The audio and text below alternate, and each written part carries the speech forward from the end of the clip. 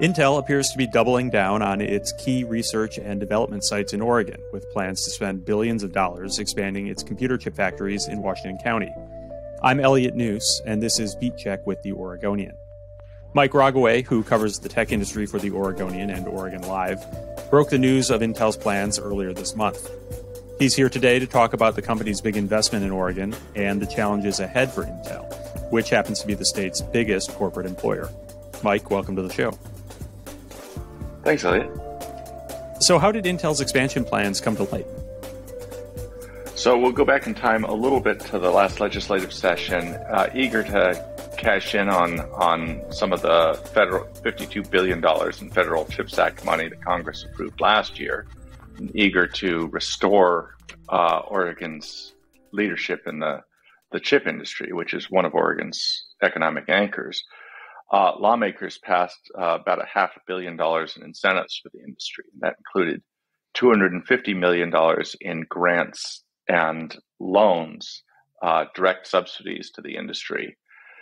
The governor, and that $250 million is more or less at the discretion, can be used at the discretion of the governor and her economic development staff, with the caveat that they have to notify lawmakers if they're granting more than $50 million.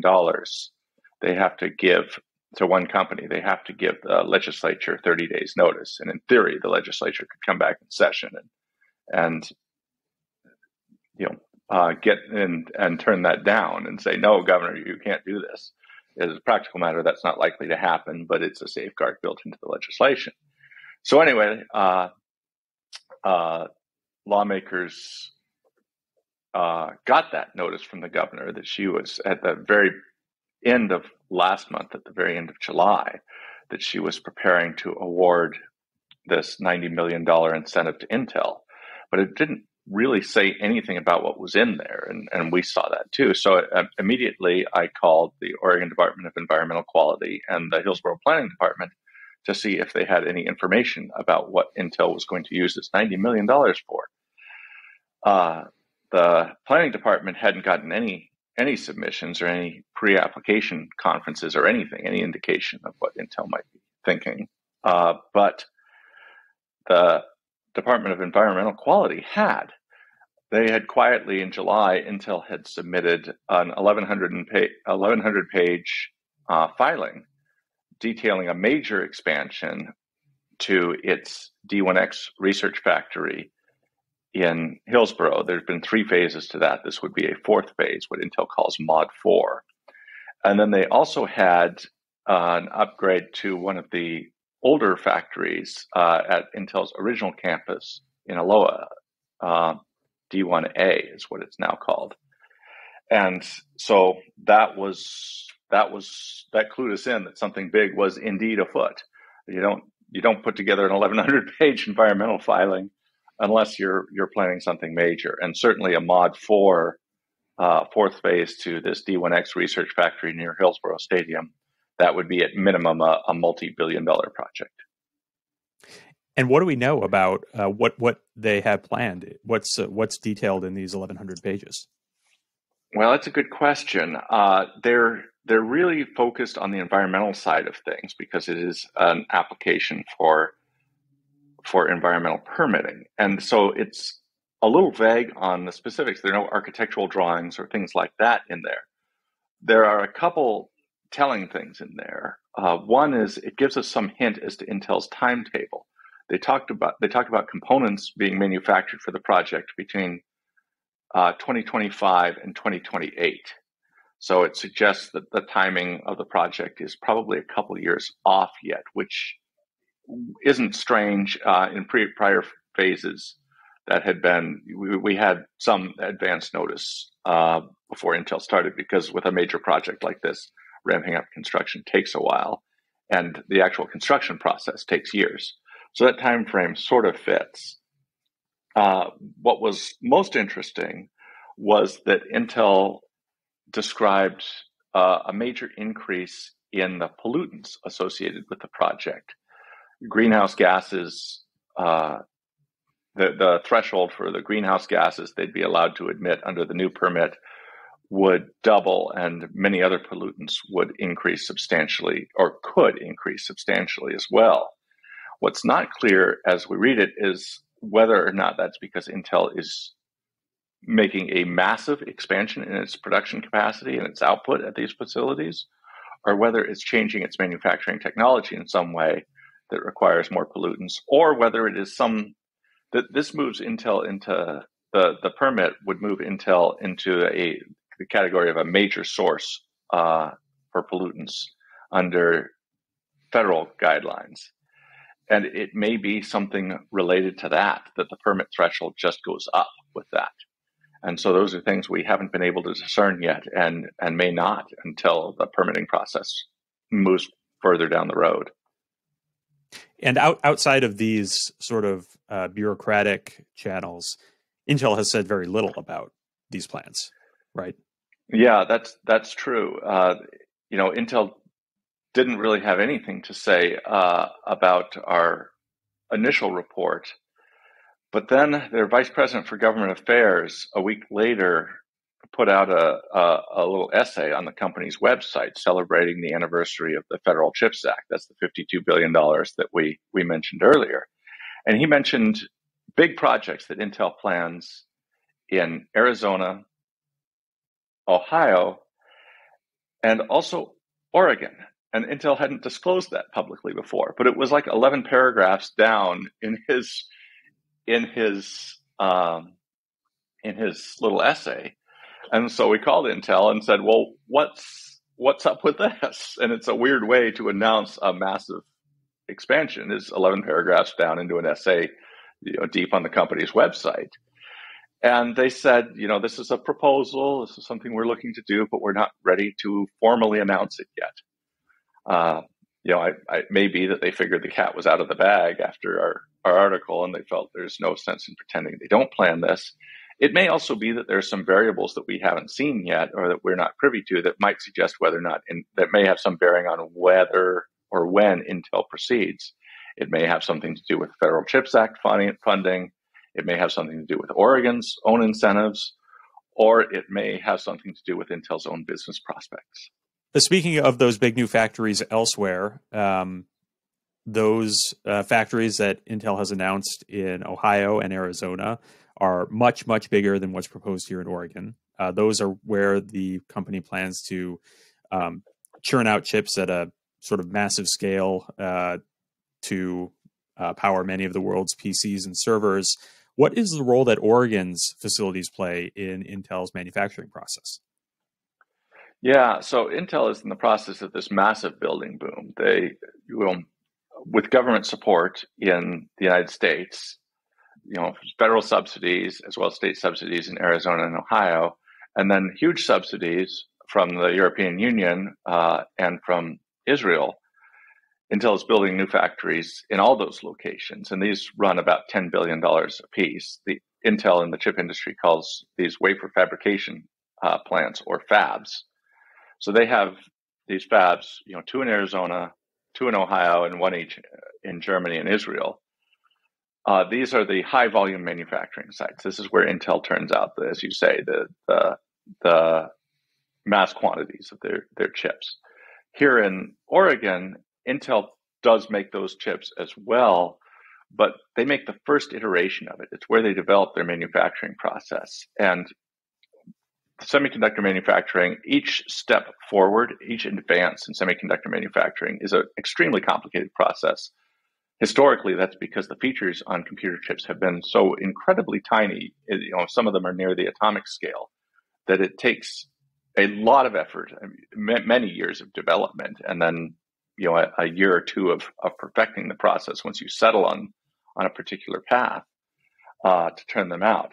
So what Intel does is, in Oregon, they perfect their recipe essentially for making a new class of chips that perform better, that are more efficient, that have tinier features, or that use a new architecture or new materials to improve performance. And once they have the initial runs of those have a certain number of defects that make those chips useless. Once they have the manufacturing process down enough that there aren't many defects, or at least there's an acceptable number of defects that they that they don't have to throw out most of the chips they make, then they exactly duplicate that process in the factories elsewhere. Intel calls this process copy exactly, and it is extremely precise, down to the atmosphere inside the factories in other states and other countries. It's to be calibrated to exactly match the atmosphere in Hillsboro. So it comes out precisely the same. And so Intel's got something like 2,000 PhDs in Hillsboro, 22,000 Washington County employees altogether. And these are really the brains of the outfit. You know, they have a lot of roles in Oregon, but the crown jewel of what they do here is these highly advanced researchers who are working on each new generation of computer chip and many generations into the future. And we mentioned the expansion in the United States, but Intel is also expanding elsewhere, right? Yeah. They have factories in Poland. They have these fabs. They have them in Germany and Israel coming, and then they have one in Poland that's coming along too. That's going to be assembly and test. It's less sophisticated than the other factories, but the European Union and Poland really wanted this as well. Sort of move technology more deeply integrate manufacturing technology more deeply into the fabric of the European Union's economy. So even though Intel is spending a lot of money to grow right now, the company is a bit on the defensive. Why is that? It's been a bad several years for Intel technologically, and this goes back 2 CEOs there. 2017 timeframe, it became apparent that Intel was having trouble with its manufacturing process, that it wasn't keeping up the 2-year cadence that Intel calls tick-tock of advances, exponential advances in computing power in its chips.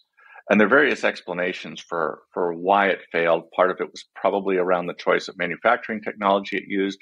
Probably part of it was around all the features that it was hoping to pack into its chips. It was probably trying to do too much. And part of it was just the incredible success of Taiwan Semiconductor Manufacturing Company, TSMC, a Taiwanese-based company that's become the world's most advanced and largest chip maker over the last few years. And they have put Intel on the defensive, as you say, because most chip companies, whether it's NVIDIA or Qualcomm or Apple, don't make their own chips. They don't manufacture their chips. They engineer them. They come up with what they want in the chip, but then they outsource them to a contract manufacturer to make them. And because TSMC has the most advanced manufacturing process, that their business is booming, and they're enabling features that are unavailable elsewhere. Now, Intel saw what was happening at TSMC. Intel historically felt that integrating its chip engineering and manufacturing enabled it to move more quickly than other companies in developing new manufacturing technologies. That hasn't kept up in the past few years, certainly, and Intel could see what TSMC was doing. So they want to become a contract manufacturer themselves. In addition to making chips for themselves, they would make chips for others. This is called the foundry business by the chip industry. Pat Gelsinger, when he was hired in 2021, this was one of the first initiatives that he outlined. This was one of his key priorities, is we're going to get into the foundry business. Intel had tried that before, several years before, and it didn't go anywhere. This time, Gelsinger said, I'm going to hire somebody who reports directly to me. We're definitely going to make this work. And that's a big part of what's responsible for all these new factories Intel wants to build. They want to have the capacity to make large quantities of chips for other companies, for Intel's own rivals. But it's gone slowly. They haven't announced any big new customers yet. And they had a deal to buy a foundry, a smaller one called Tower Semiconductor. And it fell apart last week because there was a deadline to complete the deal. And Chinese regulators wouldn't sign off on it. That it may be that China had some legitimate antitrust concerns about putting too much manufacturing capacity in one place, or it could be that China is not inclined to do any favors to American technology companies at a time when China and the United States are really at odds over technology and how each country develops it. And certainly the United States has put many restrictions on sales to China and the use of Chinese technology. This may have been China's way to retaliate. In any event, it's definitely a setback for Intel's own foundry efforts, and it sort of leaves the company, well, still without a major win. Intel has hinted that they will be announcing a customer at some point in the future. They haven't yet. Now, one other key element, and this ties in some way to the foundry business, is that the chip industry is changing fairly rapidly as artificial intelligence emerges. One of the things Pat Gelsinger has told us in our interviews with him is that when he got to Intel, it was clear to him that the company was lagging in its development of artificial intelligence technology. And the company that isn't lagging at all is NVIDIA, a longtime Intel rival that has specialized for many years in making super powerful chips for very specific applications. Their CEO is Jensen Huang, who grew up in Oregon and went to Aloha High School and graduated from Oregon State. Well, he lives in Silicon Valley now, and he's made AI a priority for some years. And with the advent of ChatGPT and other AI technologies that are clearly more effective than they've made an enormous leap in the last generation. There's enormous demand for these chips, and all that business is going to NVIDIA right now at Intel's expense. I think what Intel hopes, in addition to eventually developing its own AI capacity, is that NVIDIA may want not to rely entirely on TSMC to make these artificial intelligence chips. And Intel has some cause for optimism on that. Jensen Huang has said publicly that he likes Intel's manufacturing process and roadmap, and what he's seen from it is encouraging. Now, Huang may just be trying to keep TSMC honest and say, hey, give me a good price and make sure I have manufacturing capacity, or else I'm going to walk across the street to Intel and have them make my chips. Or he may legitimately feel that Intel's roadmap is good and that will be a good option for them for manufacturing the chips. Contract manufacturing, the foundry business is less profitable than engineering and making your own chips. But at this point, Intel doesn't have the luxury of making that choice. They need to fill these new factories, and any foundry business they can get would be great. So Intel hasn't managed to convince everyone that it's on the right path here. What do we know from the company's financials? Well, people were really shocked at the end of last year and beginning of this year. Intel's results were bad and much worse than people expected. Intel was suffering both from the technological shortcomings we've discussed and from the fact that the PC market, and to a degree the data center market, had really slowed up coming into the year. Everyone who needed a new PC kind of bought one during the pandemic. And so there was a lot of inventory on the shelves, and computer manufacturers weren't buying as many new chips as Intel had hoped. So Intel slipped into the red. They were losing money. And it was a difficult period. You know, the company laid off employees. They haven't said how many, but they laid some off. And they actually cut everyone's pay as well as cutting their shareholder dividend. So all those things, bad for morale, bad for the company's, future business prospects. When they reported their spring earnings last month, there was some indication that Intel had bottomed out. Sales were up modestly. They were back in the black. It was a better performance than Wall Street had expected, but not a great performance, just better than they'd expected. So there's continues to be a lot of skepticism about Intel's roadmap, its ability to maintain recapture technological leadership with its chips.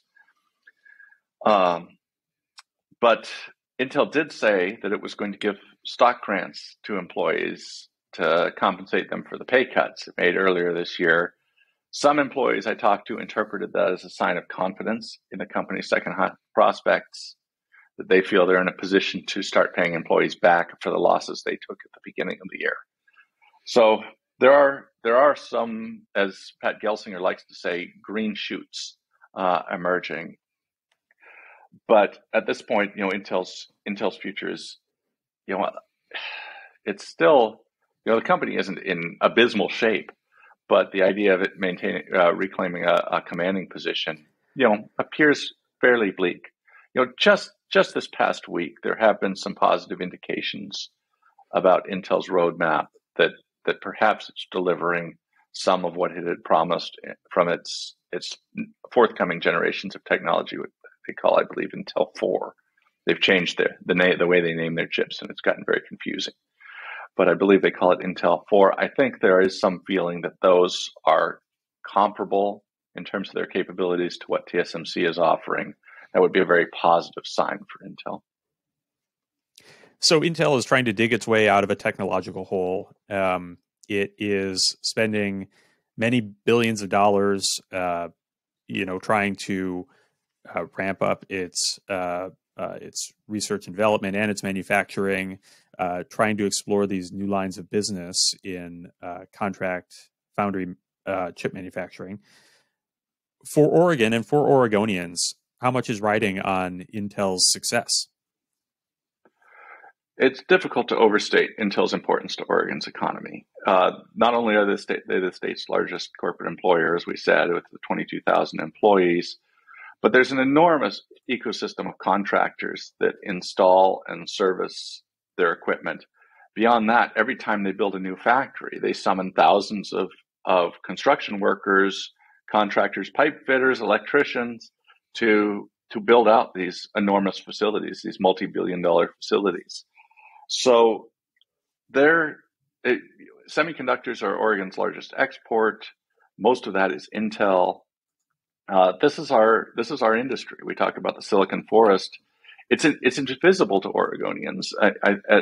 At the time that timber was our main industry, I think it was fairly easy for Oregonians to identify, timber's importance. You look anywhere around the state, you see the trees. You drive around the state, you could see the mills. You have a real visceral sense of what was at work. Well, semiconductor manufacturing all takes place in research labs, clean rooms. That not only can you not go in there because it could contaminate the chips, but Intel doesn't want to show anybody what's inside because they don't want to give any tips to competitors about the manufacturing process that Intel is pursuing that they might be able to discern from looking at the tools or the layout of the fab or things like that. So it's opaque to most of us. But this is Oregon's signature industry. It's enormously important to the state's economy, and Oregon's fortunes are really closely tied to Intel. As I say, Intel's not falling apart; they're not falling off a cliff, but they are playing from behind right now, and that's weak, and does raise questions about Oregon's long-term future. Elliot, that's why a year and a half ago, when Intel announced that it was building brand new factories in Ohio and opening research there in conjunction with Ohio State University, that's why that was so alarming to Oregon policymakers and business leaders. Intel had previously had negligible operations in Ohio, and there was a feeling that, there's a potential that this could leak away from Oregon over decades. It wasn't going to happen overnight, but over time, we could lose that. If there is a Mod 4 built at this fourth phase to D1X, that suggests Intel is committed to keeping Oregon the center of its technological research indefinitely for many, many years to come. There's a lot riding on how this plays out. Well, thank you, Mike, for coming on the show. Yeah, good talking to you, Elliot. We'll put some links to Mike Rogoway's coverage in the show description, and you can also find coverage of Intel at OregonLive.com/Intel. And thanks for listening to Beat Check with the Oregonian. If you like the show, give us a 5-star rating and review in Apple Podcasts. It helps people find the show. And tell a friend. Help spread the word. The best way to support our journalism and journalism like this is with a subscription to the Oregonian and Oregon Live. You can do that at OregonLive.com/pod support. Until next time.